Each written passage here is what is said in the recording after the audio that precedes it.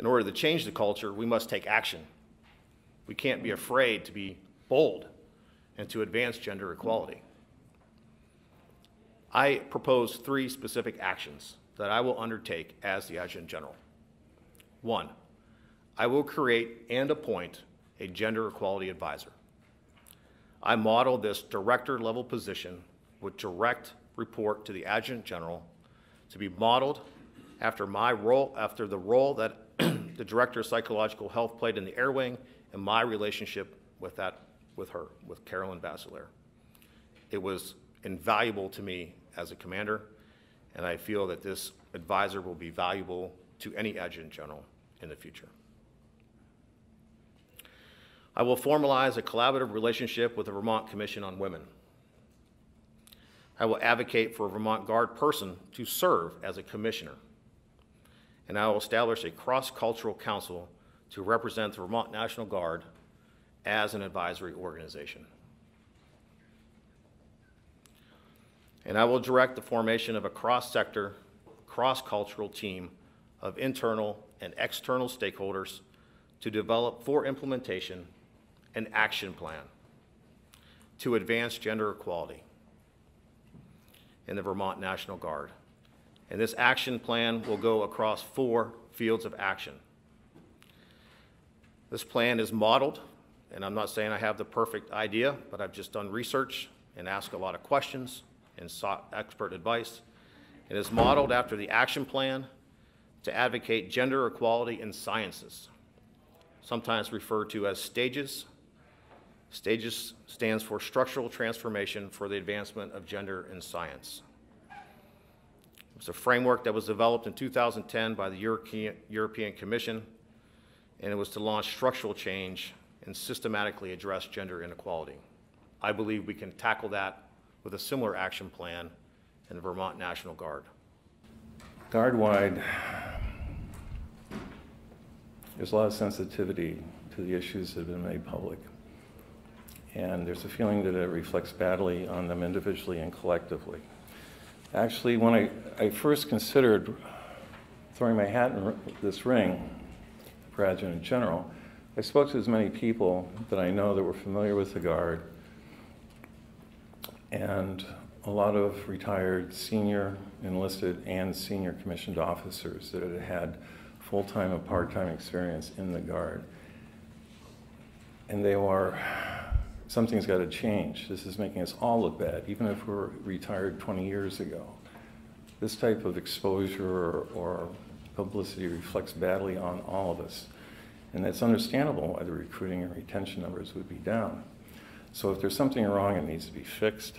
I'm a big fan of surveys as a way of getting information subjectively, objectively, from the people in the units. And I think there also needs to be a greater awareness of the mission of the Guard and its importance to the people of the state of Vermont to respond to emergencies. I couldn't keep silent after I read the VT Digger articles. The treatment of women was upsetting. The lack of accountability to people who behaved inappropriately, unprofessionally, unethically. The preferential treatment for pilots and the boys' club culture and environment that were there. In my military career, I have experienced sexual discrimination and harassment personally. I have witnessed it in just about every organization to which I have been assigned, up to and including the Joint Chiefs of Staff. I was able to navigate it. This could be a whole other hour about how I did that. I was able to navigate it, but I was also able to help other women along the way. We would form support groups. There were very few women in those. I'm talking the 70s, very few women. I remember as a junior officer thinking, if I ever got promoted to a senior rank, I would do something. And I did, and I did. So I have seen many positive changes for women in the military over my 30 years. However, recently there have been a lot of reports on the active duty forces as well as our Vermont Guard that show we are backsliding, and that is very distressing and upsetting. But we have done it before. We can transform organizations, we can make a difference, we can change things. There was a saying in the military that we can't change how you think or how you feel, but we can change how you behave. That's the way the military is. It is not rocket science, and actually I did rocket science, so literally I did rocket science. But there are ways of transforming organizations.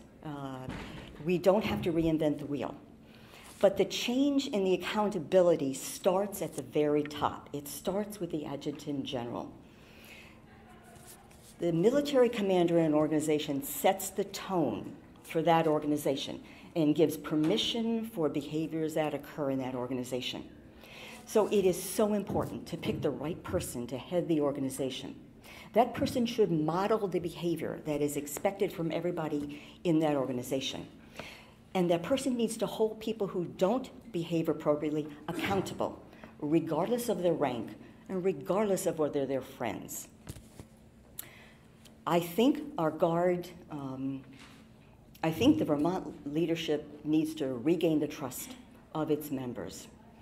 But we can do that. We can make the Guard a safe place where people are not afraid to tell the truth because of reprisal, where everybody's treated justly and fairly and with respect.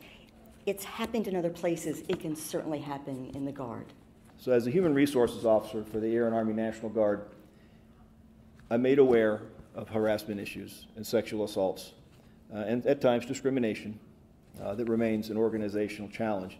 So currently, no, our workplace environment is not free from that type of issue. But I also understand for every issue that's reported of sexual harassment and sexual assault, there are so many that go unreported. And both incidents of sexual harassment and sexual assault.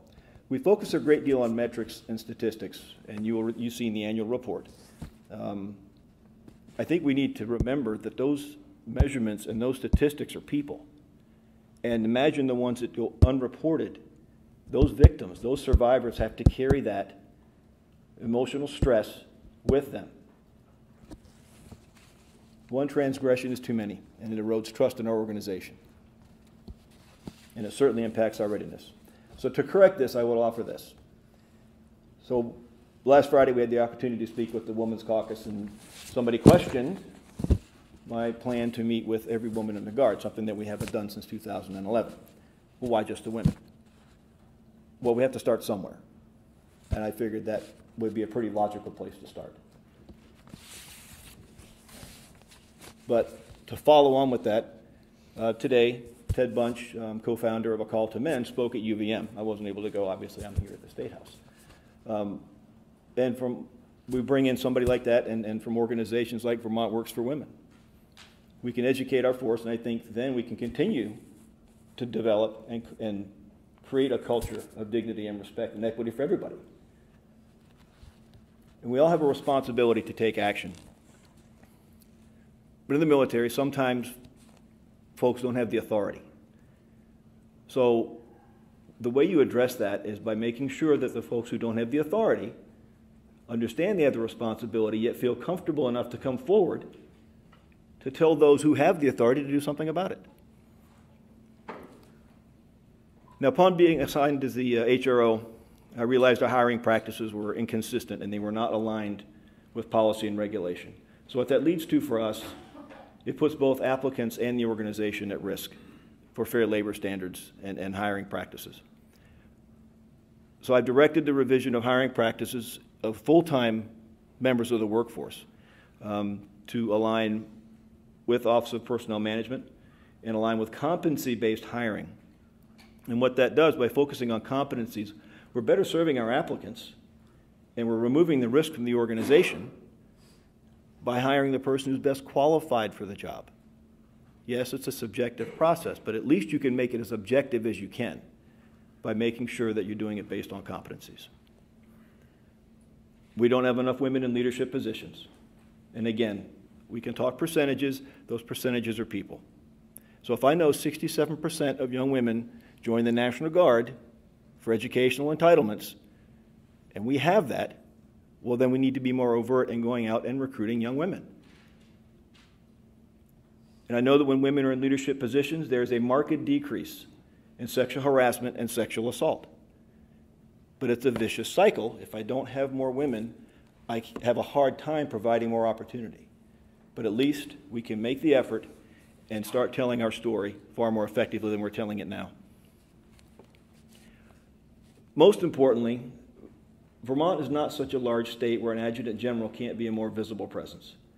I don't think you can understate the importance of a leader being present and the sensing that comes with that. And that's my preferred style of leadership. I prefer to go to where work gets done to find out what's going on within an organization. I can see the impact of an adjutant general walking into an armory on a drill weekend without the strap hangers, without the rigid schedule. Oh my God, the boss is going to be here at 1400. What if the boss just shows up? I think that would be pretty powerful. And I think what that does, if you engage at every level, the message of people being your first priority becomes pretty clear. If you're hearing it from the boss, then it must be right.